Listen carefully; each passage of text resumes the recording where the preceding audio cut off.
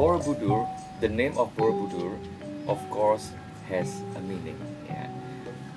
Indonesian people, especially Japanese people, if they have local names, yeah, because they must have meanings. My name has no meaning because my name is Western name, Johannes. It's a Dutch name. Yeah. Yeah. Maybe the idea came from my grandma who fell in love with the Dutch army a long time ago. So it could be, yeah, because Johannes is spelling also like Dutch. Yeah. Yeah. And then, for example, a friend of mine is called Bayu. That means the wind. It's a boy, the name of boy. Another one, a name of a boy, Tirta. It's Japanese name that means water. Borobudur comes from two words, Boro and Budur. Boro is Sanskrit language because at that time people spoke Sanskrit. Yeah, but they wrote in a Japanese script, looks like Arabic or Thai. Yeah, someday you will see in the Kraton of Yogyakarta, in the Sultan Palace, you will see the Japanese writing. Yeah. So they wrote in a Japanese script, but the language was Sanskrit a long time ago. Yeah. Boro, Sanskrit language, means vihara. What is vihara? Vihara, for Christian people, we call it church. For Muslim, they call it mosque. That means a place for worshipping and praying. For Buddhist people, they call it vihara. It's the same thing, but different name. And Budur comes from Balinese word, from Bali. Yeah. The original word was Beduhur, but they made it shorter, Budur. Yeah. So that means on the highland. This is a highland. It's a higher than here, right? So Borobudur basically means vihara or church on the highland or church on the hill. Borobudur is amazing. It's very beautiful in architecture. Yeah, as you see, it's really visual. It's really beautiful and amazing that a long time ago people could build such a great temple like this. You know? Okay, visual is beautiful, but if you know the meaning of all the things here, as you know that the Buddhist people build things based on the meanings, right? On the Buddhist philosophy. If you know the meanings of the Borobudur, it will be more interesting. It's more beautiful. Yeah.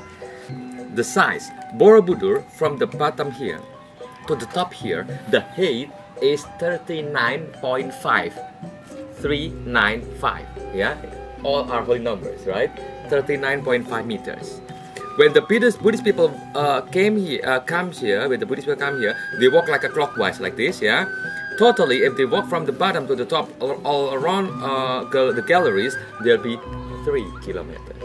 Yeah, holy numbers again. Yeah. And then Borobudur, the Buddha statue like this, yeah. How many Buddha statues are there? There are 504. 504 makes 9, right? Yeah, 504. 504, that makes 9.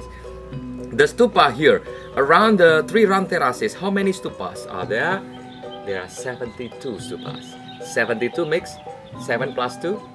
9. Yeah, it's all about this. And Borobudur can be divided into 3 different shapes or 3 groups.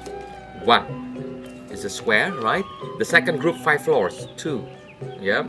And then the third group is the 3 round terraces. 1, 2, 3. 3 groups.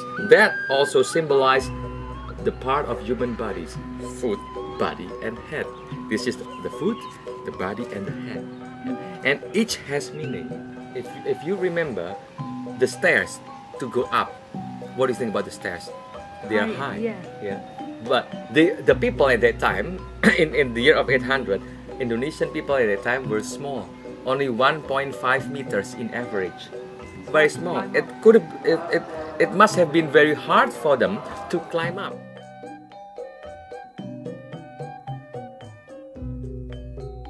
So There are 7 positions started from the east side again. I'm going to review. Yeah, like this. With the lotus position, not like this, is half lotus position. In the east side, like this. And this. Yeah.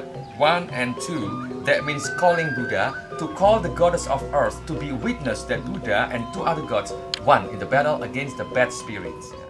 Well, okay, when they build, they pray until the 3rd generation they reach the top, and they put the ashes of the dead bodies into the biggest stupa there, and then the one Buddha statue inside, but they close it. But the Buddha statue inside the biggest stupa is different than the Buddha statues around. What's the difference? The Buddha statue inside the biggest stupa, the look of the statue is unclear. You know, all the Buddha statue there, you can see the eyes, the nose, the ears of the Siddhartha. It's really, but inside here is unclear. Yeah, so you can't really see the eyes there. So like unfinished. How did they see it? They opened the stupa, or did they? Yeah, okay, it's coming soon. Yeah, it goes to the restoration later. Yeah, they did it on purpose with 2 major reasons. The first reason, they make it imperfect because there's no perfect human being in the world. And the second one, that people have never seen God. How can we describe what the God looks like? You know? Okay, if we describe the statue of Buddha, that's the face of Siddhartha, the look of human being Siddhartha. But the soul of Siddhartha, the Buddha, nobody has seen. You know? That's why they make it unclear, because no description what the God looks like. That's the reason. And they close it.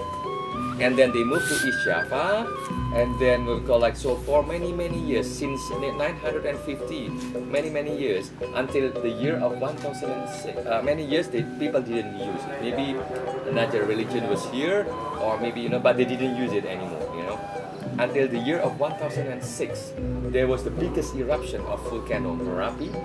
The first biggest eruption erupted that destroyed the temple. Yeah, especially the east side here, because here is the volcano, here is the temple. So they are facing to each other. The east side, of course, got more impacts, more destruction here, because they hit here. Yeah, it's more on the east side, the destruction.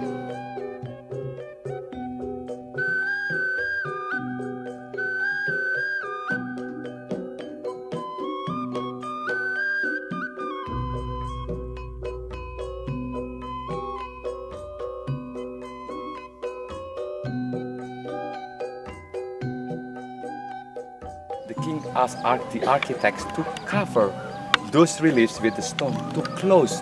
Yeah, why they carve something but they close at the end? Because the story on the reliefs is something taboo. It's about the bad behavior of the people in his era. Cover, collapse, open naturally. Yeah, so it opened the secret. Yeah, and the nature opened the secret. And during the restoration, government said, please do not close the gate. Let it open for exhibition that the tourists can see. So this is the system that they use, what they call interlocking system. Yeah, they use interlocking system, and they are holding each other. And here the walls and the next one, they have something entering this. Those, they were rich people. They lived happily. Yeah, they had massage, and because they were rich. But look at this scene here. They were poor people. The beggar, give me food, please. But they were slaves. After the harvesting, the poor people have to give something as a tax. Yeah, it's what we call like a tax. It's crops, Yeah. They got the crops, and as a return, they had to give things to the owner of the land, and the tax was too high. Yeah. So the poor people became poor, the rich people became rich. Yeah, it's also about this.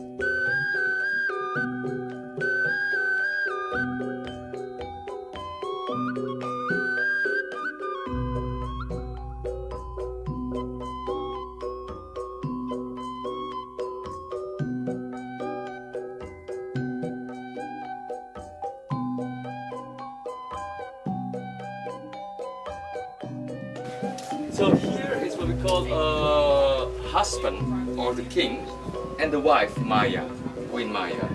Suyodono and Maya, they were married for a long time, but they didn't have any kids. That's why one day they started to get worried who would be the next king, because no generation. So they were worried, you know. And one day Maya called the husband and to have discussion. Let's talk. And the discussion, Maya had a brilliant idea. Maya told to the husband, suggested to the husband, why don't we change our life? So far we just do just like normal human beings. Let's change our life to be religious people. Let's believe in God. Let's worship, and then let's help people do good karma in order that the God listen to our prayer and the God will give us kids.